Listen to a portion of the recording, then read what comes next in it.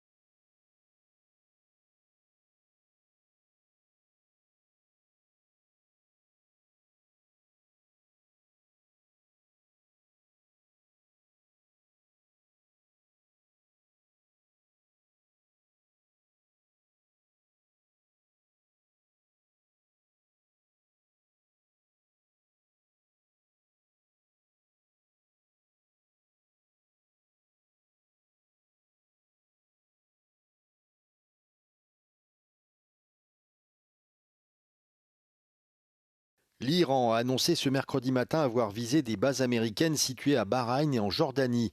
L'armée jordanienne dit avoir abattu 5 missiles iraniens, tandis qu'au Koweït, les forces armées ont déclaré faire face à des cibles aériennes hostiles sans préciser leur provenance. Ces attaques font suite à des frappes lancées par les États-Unis contre l'Iran mardi dans la nuit. Selon le commandement central américain, elles ont visé des installations de défense aérienne ou encore des radars iraniens situés près du détroit d'Ormuz. Des attaques lancées selon Washington en réponse à la destruction la veille d'un hélicoptère Apache de l'armée américaine alors qu'il survolait le détroit. Le président américain a précisé que les deux pilotes étaient indemnes.